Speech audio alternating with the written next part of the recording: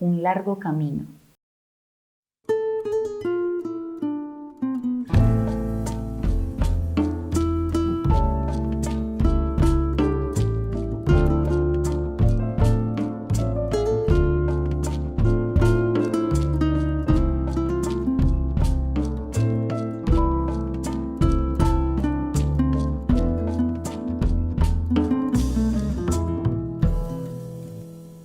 Las fronteras son flores del mal, lo aprendí siendo pequeño, cuando el hambre me obligó a cruzar y hoy me dice en el extranjero, porque una noche emprendimos la larga migración hacia otro cielo. Me dice en el extranjero y mi mamá barriendo los sueños de los señores fue más feliz que ellos. Me dice en el extranjero, porque aún no han descubierto que llevan dentro el universo entero. ¿Hace cuánto no ves las estrellas?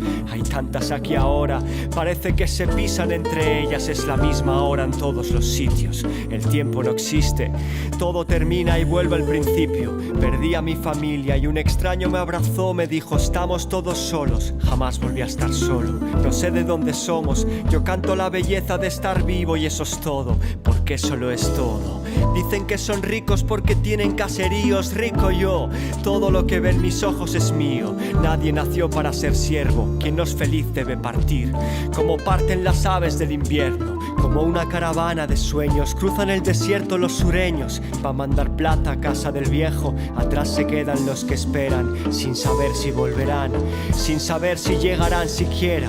Al otro lado del surco, como un cisne entre los juncos, entra lento al puerto entre la niebla densa, un cayuco y dentro un racimo de soñadores de un nuevo mundo que tras días a la deriva perdieron la vida juntos. No es justo morir de sed en el agua frente al ojo que todo lo ve pero nunca hace nada. Mientras viva podrán negarme esta tierra, pero no evitarán que me funda en ella cuando muera.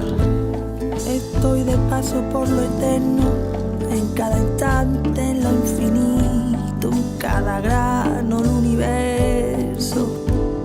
Igual que siguen las aves, la ruta sin huella, encuentra la libertad todo aquel que la sueña. Y estoy de paso por lo eterno, en cada instante, lo infinito, en cada grano del universo. Y tú, que has creado fronteras, hace cuánto no ves las estrellas. Acabamos de escuchar un fragmento de Paso por lo Eterno, un poema, canción de Rafael Lechowski. A veces la violencia, el miedo, el hambre, la falta de vida digna o la esperanza en mejores condiciones, pues nos hacen desplazarnos de nuestros hogares, nos hacen migrar a otros lugares. Y de eso pues tratará este taller. ¿Qué pasa cuando esto nos pasa? Que se abandona, que se lleva siempre a cuestas, vayamos donde vayamos.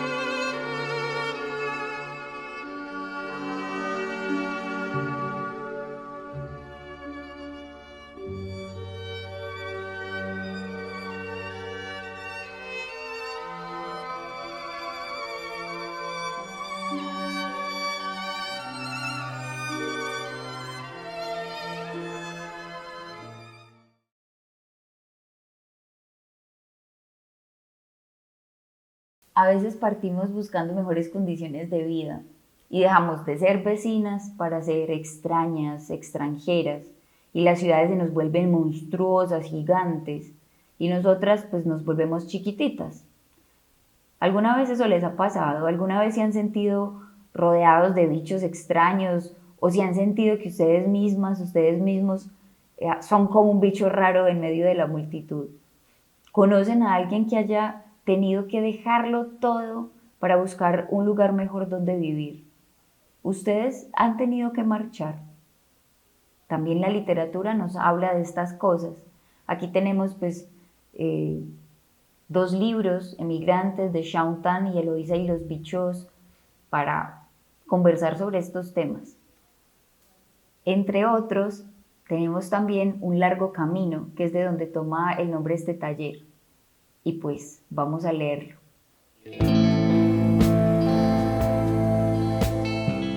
Un largo camino. Texto e ilustraciones, Beatriz Eugenia Gallego. Guillermo era un pingüino que vivía en un pueblo situado muy al sur, casi en la punta del mundo. Siempre estaba feliz porque allí podía jugar en el hielo y nadar con sus amigos. Un día la mamá de Guillermo lo despertó temprano porque necesitaba que le trajera un encargo. Iba deslizándose por una colina cuando de pronto vio a un animal muy extraño.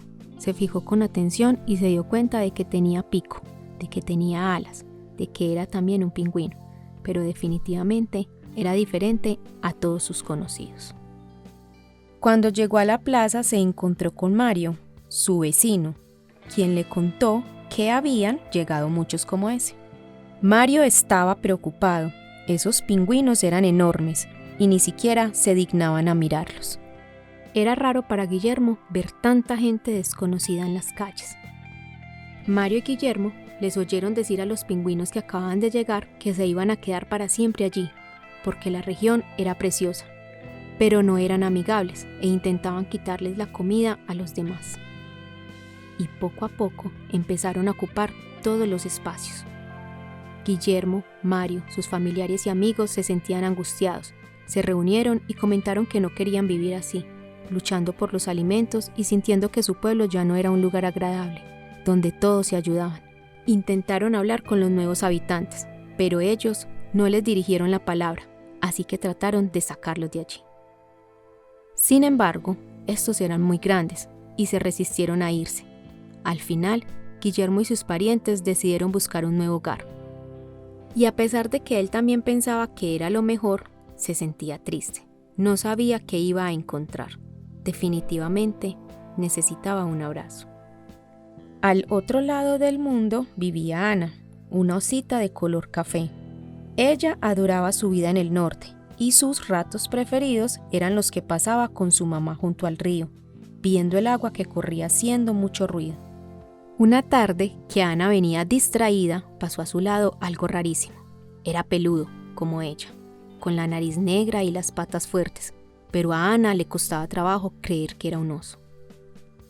La historia del pueblo de Guillermo se repetía aquí, en el lado opuesto del mundo, y estos osos, si se quiere, eran peores que los pingüinos que habían llegado al pueblo de Guillermo, porque eran tan amenazadores que hacían que los amigos de Ana se sintieran asustados todo el tiempo.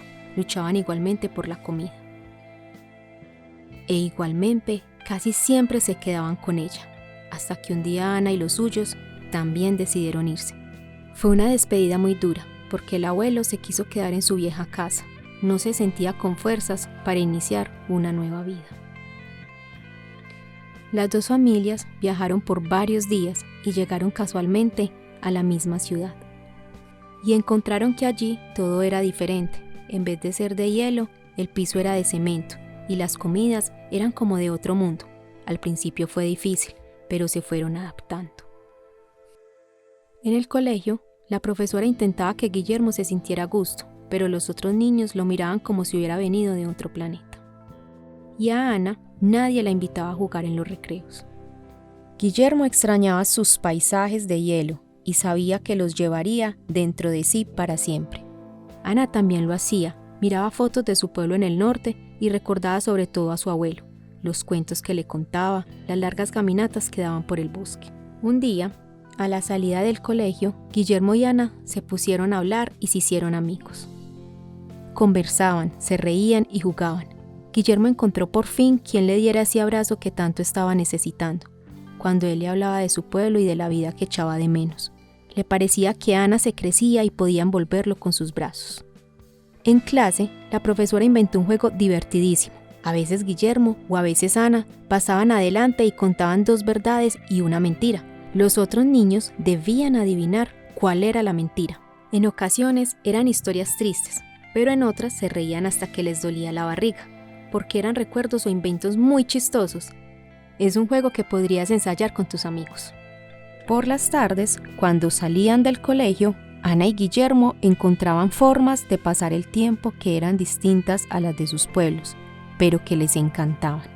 Un día, por ejemplo, posaron para un dibujante de cuentos infantiles que se había instalado en una acera. Ellos estaban ya muy contentos en la ciudad, a pesar de que entendían que era injusto que hubieran tenido que salir de sus tierras. Ana hablaba con su abuelo los domingos por teléfono y le contaba todo lo que hacía. Él había prometido venir a visitarla. Pero algunos de sus familiares y amigos decidieron devolverse y pudieron hacerlo con la ayuda de otras comunidades.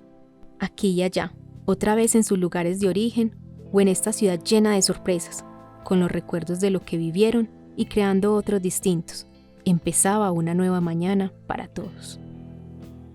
Al igual que Guillermo, Ana y Eloísa, muchas personas en el mundo han tenido que desplazarse forzadamente de sus hogares, huyendo de los conflictos, de la violencia, de las persecuciones y de las violaciones de los derechos humanos.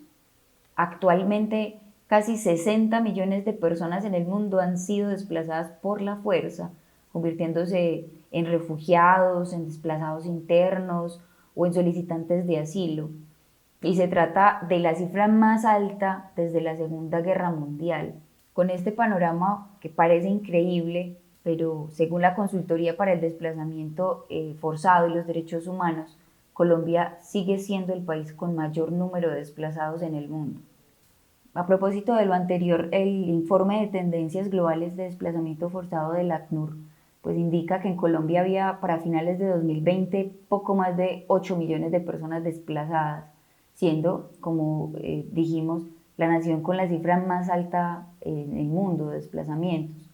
También la Oficina de Naciones Unidas para la Coordinación de Asuntos Humanitarios asegura que la cifra aumentó en un 135% entre enero y agosto del 2021, con al menos 57.100 personas desplazadas en 110 eventos causados principalmente por amenazas directas de grupos armados.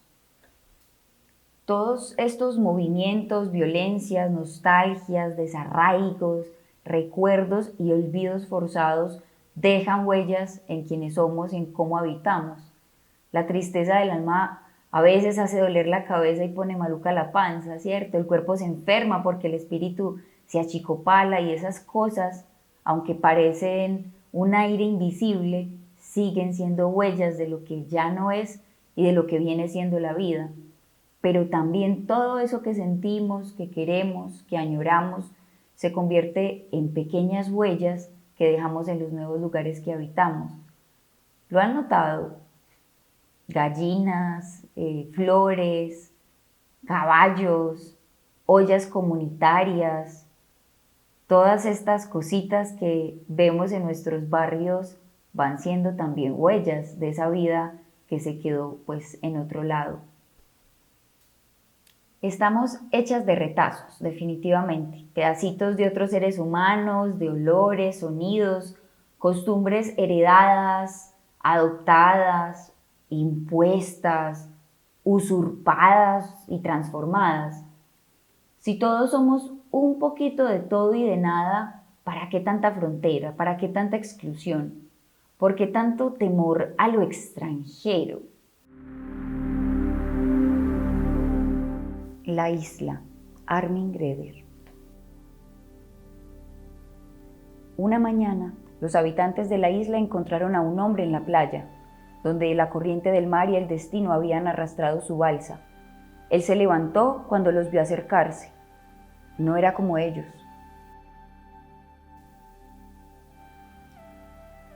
Lo miraron fijamente y se sorprendieron. Se preguntaron por qué habría venido hasta allí, qué buscaba allí, qué debería hacer. Uno dijo que lo mejor sería enviarlo inmediatamente de vuelta al lugar de donde había venido. Y en realidad, dijeron, esto no va a gustarle, tan lejos de su propia gente. Pero el pescador sabía lo que sucedía en alta mar. Sería su muerte y yo no quiero tenerla sobre mi conciencia, dijo. Tenemos que acogerlo.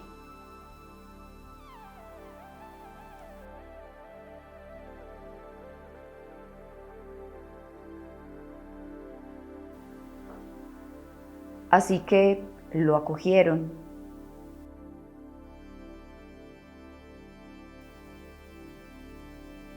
Lo llevaron a un establo de cabras que hacía tiempo estaba vacío al extremo deshabitado de la isla. Allí debía quedarse. Le dieron a entender y señalaron hacia la paja en una esquina. Allí podría dormir. Después cerraron la puerta del establo con clavos y regresaron a su casa, a su vida de siempre. Pero un día el hombre se presentó en la localidad. Se levantó un tumulto. Los hombres lo agarraron y le gritaron. Él les dio a entender que estaba hambriento, que llevaba días sin comer, y si ellos quizá no le podrían dar algo de comida. Tiene razón, dijo el pescador. No se le puede dejar abandonado sencillamente a su suerte. Ahora que está con nosotros, tenemos que ayudarlo. Eso asustó a los habitantes de la isla. Pero no podemos mantener a cualquiera que llegue hasta nosotros, se indignó el tendero, porque nosotros mismos terminaríamos pasando hambre. El pescador propuso que alguien le diera trabajo para que así pudiera ganarse su sustento.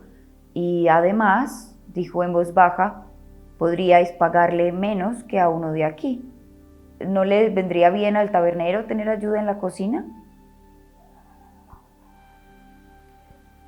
Si lo metiera en la cocina, nadie volvería a comer en mi cantina, refunfuñó el tabernero.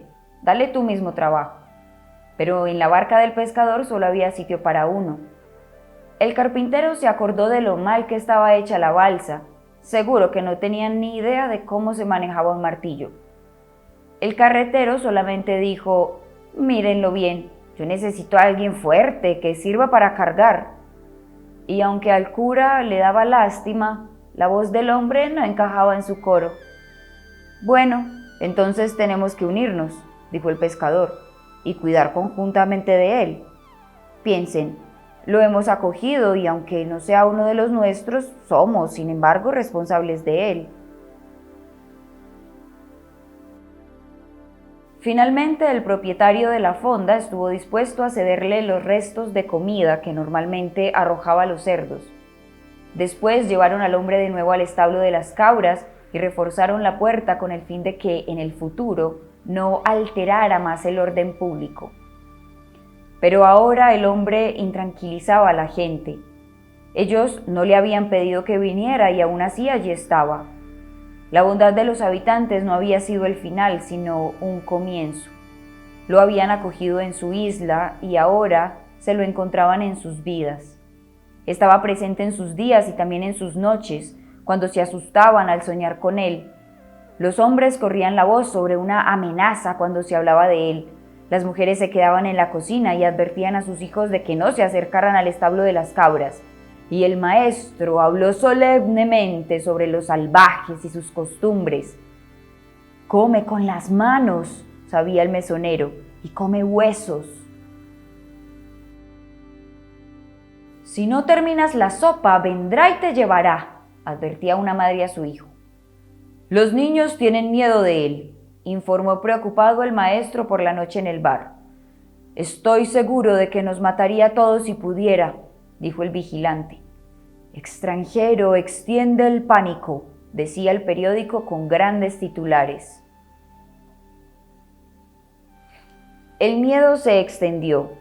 La situación es preocupante, dijeron algunos. Hay que hacer algo antes de que sea demasiado tarde, exigieron otros. Uno ya lo tiene difícil, no se puede esperar que además tengas que preocuparte del bienestar de los de afuera. Entonces cualquiera podría venir. Ese hombre no es de aquí, es un extranjero, debe irse, tiene que irse. y se pusieron en marcha hacia el establo de las cabras. Agarraron al hombre,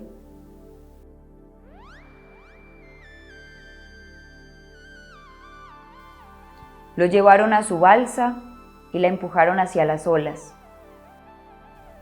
Después prendieron fuego a la barca del pescador, porque él había sido el que les había convencido para que acogieran al hombre, aunque ciertamente algunos pensaban como el pescador, pero los demás hablaban más alto, y tampoco querían comer el pescado procedente del mar que les había traído el extranjero, y construyeron una elevada muralla alrededor de toda la isla, con torres desde las que podían vigilar el mar día y noche, y mataban a las gaviotas y a los cormoranes que pasaban volando, para que fuera nadie supiera que existía su isla. Sí, estamos hechas de retazos. Todas y todos somos ciudadanos del mundo, pertenecemos a ningún lugar y a todos. Nuestros gustos en la cocina son herencia de las mamitas que de otras tierras también venían. Nuestra música cruza fronteras y de repente se convierte en cumbia, ranchera, flamenco, vallenato, rock and roll. Vestimos ropas importadas, hechas y diseñadas al otro lado de algún mundo, por manos de mujeres y niños que quizás nunca podrán vestirlas. Endulzamos el café con azúcar traída por españoles hace unos siglos. Nuestra piel es de 1000 colores, nuestras formas se han alargado, encogido, ensanchado. Todo en nosotros y en nosotras ha cambiado en este largo proceso de existir transformándonos.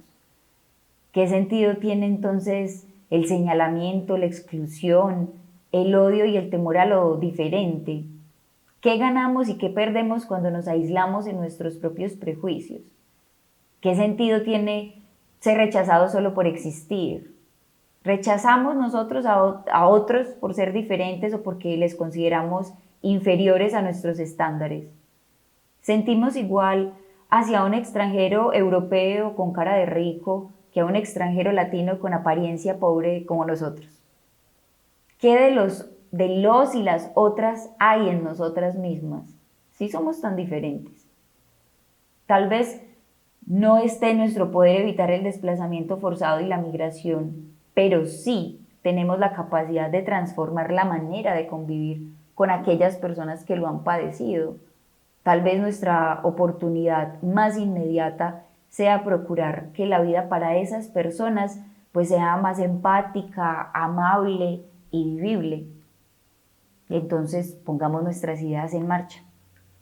Los materiales aquí van a ser sencillos. Vamos a listar hoja de papel, puede ser un sobre de carta, un frasquito y algo para escribir, lápiz, lapicero, colores. Nos vamos a dar una vuelta por el barrio, vamos a mirar las formas, los colores, a qué huele ese barrio, qué animales hay por allí, cómo visten nuestros vecinos, cuáles son las palabras con las que nosotros podemos identificarnos del barrio, de Niquia Camacol, donde vivo yo. ¿Cuáles son los gestos? ¿Cuáles son esas prácticas?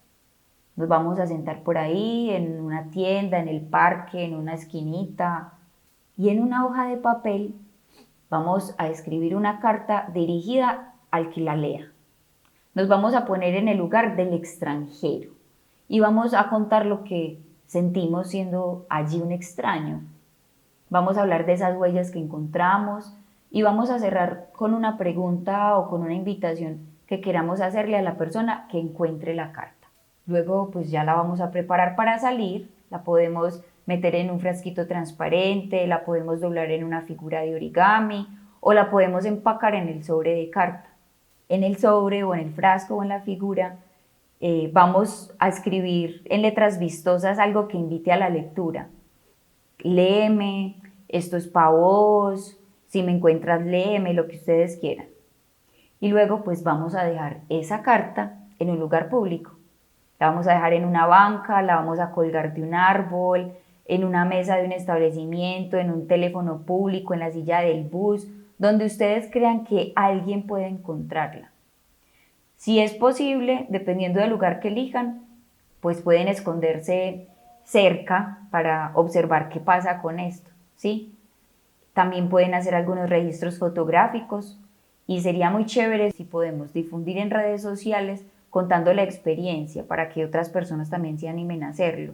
Pueden decir, pues sí, que encuentren la carta, encuentren estas palabras en el X lugar donde las dejaron, pero también cuenten sobre su experiencia, sobre eso que hicieron, ese dejarle mensajes a extraños.